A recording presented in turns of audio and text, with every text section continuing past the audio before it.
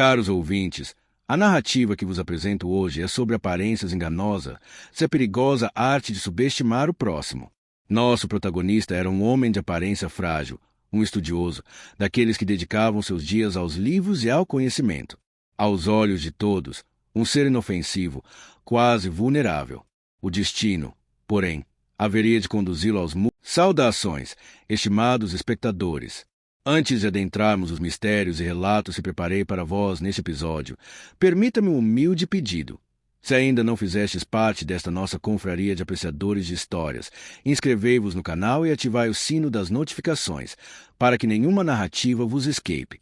Deixai também vosso like, pois tal gesto fortalece sobremaneira este modesto trabalho de preservar e compartilhar os relatos que o tempo insiste em apagar. Pois bem, acomodai-vos e preparai vossos espíritos, pois a história de hoje há de vos surpreender. A porta de metal rangeu com um som que ecoou pelo corredor sombrio da penitenciária estadual. Marcos observou o novo detento ser escoltado até a cela ao lado da sua. Era um homem magro, de óculos, com aparência frágil e assustada. Seus olhos percorriam nervosamente cada canto do lugar, como um coelho cercado por lobos. Marcos já havia visto dezenas como ele chegarem ali, e sabia exatamente o que aconteceria. Do outro lado do corredor, Brutus soltou uma gargalhada grave que fez vários presos virarem a cabeça. Com seus 2 metros de altura e braços cobertos de tatuagens, ele era a lei naquele bloco. Ninguém comia, dormia ou respirava sem sua permissão. Seus olhos se iluminaram ao ver o novato, como um predador que acabará de avistar uma presa fácil. "Olha só o que temos aqui", disse Brutus, levantando-se da sua cama caminhando até as grades. "Um intelectualzinho veio nos fazer companhia. Aposto que você estava roubando dinheiro de velhinha pelo computador. Não é mesmo?" A risada dele foi acompanhada por outros presos que rapidamente se juntaram para assistir ao show. O novo preso, que se chamava Daniel, baixou os olhos e não respondeu. Suas mãos tremiam enquanto ele segurava o pequeno pacote com seus pertences. Marco sentiu uma pontada de pena, mas sabia que não podia interferir. Não ainda. Na prisão, cada um tinha que encontrar seu próprio lugar, sua própria forma de sobreviver. E Daniel teria que provar seu valor, de uma maneira ou de outra. Os dias seguintes foram um inferno para Daniel. Brutus não perdia uma oportunidade de humilhá-lo. Durante as refeições, pegava sua comida. No pátio, o empurrava acidentalmente. À noite, gritava insultos que impediam Daniel de dormir.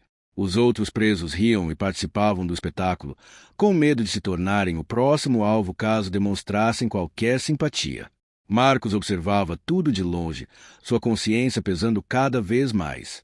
Ele havia cumprido 8 anos de uma sentença de 12 e aprenderá a não se envolver em problemas. Mas havia algo diferente em Daniel. Apesar de todo o tormento, o rapaz não chorava, não implorava, apenas suportava, com uma dignidade silenciosa que era rara naquele lugar. Seus olhos, por trás dos óculos quebrados que Brutus havia pisoteado, mostravam algo além do medo, determinação. Uma tarde, no pátio, Brutus decidiu elevar o nível da provocação. "Ei, 4 olhos!" gritou ele, cercando Daniel com 3 comparsas. "Ouvi dizer que você sabe ler. Que tal ler isso aqui para a gente?" Ele jogou uma revista no chão aos pés de Daniel, de joelhos, como um cachorrinho. O pátio inteiro ficou em silêncio. Todos sabiam que aquele era um momento decisivo. Se Daniel obedecesse, seria para sempre o capacho de Brutus. Se resistisse, apanharia. Marco cerrou os punhos, lutando contra o impulso de intervir. Então, para surpresa de todos, Daniel sorriu. Não um sorriso de medo ou submissão, mas um sorriso calmo e confiante. "Não", disse ele simplesmente, "mas posso mostrar algo muito melhor." Brutus ficou momentaneamente atordoado pela audácia de Daniel. Ninguém nunca havia lhe dito não daquela forma. Sua face se contorceu de raiva, e ele avançou com o punho cerrado. Mas Daniel não recuou. Em vez disso, ele disse: "Você joga xadrez, Brutus? Ou dominó?" "Aposto que não. Mas aposto que gostaria de ganhar algum dinheiro dos guardas que jogam." A menção de dinheiro fez Brutus hesitar. Sua mão parou no ar. "Do que você está falando, moleque?" rosnou ele, embora sua voz tivesse perdido um pouco da agressividade. Daniel empurrou os óculos para cima do nariz e continuou, sua voz ganhando confiança. Eu posso ensinar estratégias. Posso fazer você vencer em qualquer jogo. Cartas, xadrez, damas. Sou um matemático, Brutus. Probabilidades e estratégias são minha especialidade. Marco se aproximou, intrigado. Ele conhecia Brutus há anos, sabia de sua obsessão por jogos de azar. O valentão perdia regularmente suas rações e privilégios para os guardas mais espertos. Era seu único ponto fraco, e Daniel, de alguma forma, havia descoberto isso. Você está mentindo, disse Brutus, mas sua voz tinha mais curiosidade que ameaça agora. Por que eu deveria acreditar em você? Porque tenho 3 doutorados e trabalhava com análise de risco para cassinos antes de ser preso por hackear um banco, respondeu Daniel calmamente. Descubra por que estou aqui, Brutus. Não estou aqui por ser fraco. Estou aqui por ser muito bom no que faço. E posso fazer você rico aqui dentro, se você parar de me tratar como um saco de pancadas. O pátio inteiro observava, fascinado.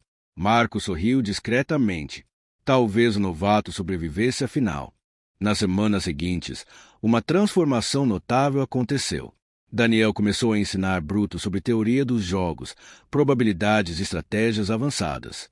Usando pedras e riscos no chão de terra do pátio, ele demonstrava cálculos complexos de uma maneira que até mesmo Brutus conseguia entender. Marcos observava as lições com interesse crescente, às vezes contribuindo com suas próprias observações. Brutus descobriu que ganhar usando inteligência era muito mais satisfatório do que ganhar usando força. Ele começou a vencer consistentemente contra os guardas, acumulando cigarros, favores e respeito. Sua atitude em relação a Daniel mudou completamente. O matemático agora dormia sem ser perturbado, comia em paz até ganhará um novo par de óculos, cortesia dos ganhos de Brutus.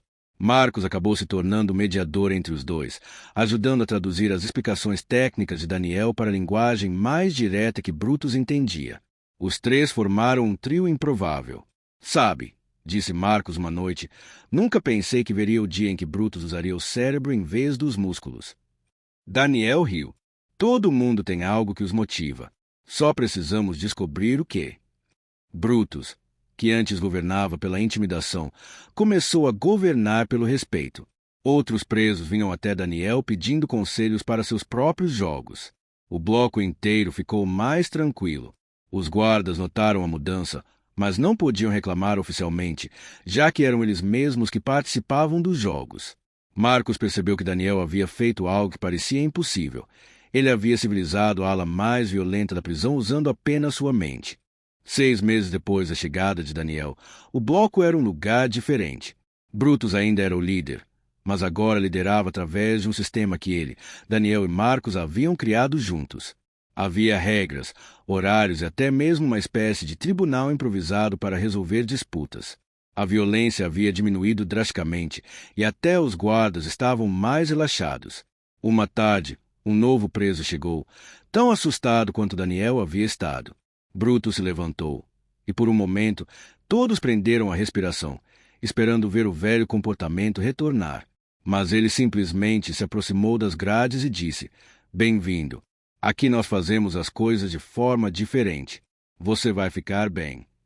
Marcos sorriu ao ver a expressão de alívio no rosto do novato. Daniel estava sentado em sua cela, estudando um livro de matemática que havia pedido na biblioteca da prisão. Brutus se aproximou e ficou por um momento na porta. Ei, professor, disse ele, usando o apelido que agora todos usavam para Daniel. Queria agradecer. Você mudou este lugar. Me mudou. Era difícil para ele admitir, mas as palavras saíram sinceras. Daniel olhou para cima e sorriu. Nós mudamos este lugar, Brutus. Você, eu e Marcos. Cada um tinha algo a oferecer. Eu tinha o conhecimento, você tinha a liderança e Marcos tinha a sabedoria. Juntos, somos mais fortes do que qualquer um de nós sozinho. Marcos se juntou a eles. E os 3 ficaram ali por um momento, um trio improvável que havia provado que mesmo no lugar mais sombrio, a inteligência, a força e a sabedoria podiam criar algo melhor. O valentão havia zombado do novo preso, Mas no final, foi o valentão que aprendeu a lição mais valiosa de todas. E assim, caros espectadores, chega ao fim mais esta narrativa. Que esta história vos sirva de lição. Jamais julgai um livro por sua capa, pois as aparências frequentemente enganam. O homem que parecia frágil revelou-se um guerreiro. Aquele que zombava descobriu tarde demais o peso de sua arrogância. Se esta história vos agradou, não vos esqueçais de deixar vosso like e compartilhar com aqueles que apreciam bons relatos. Inscrevei-vos no canal para não perderdes as próximas narrativas que tenho preparadas, pois há ainda muitas histórias extraordinárias aguardando para serem contadas. Até nosso próximo encontro, que a sabedoria vos acompanhe. Adeus.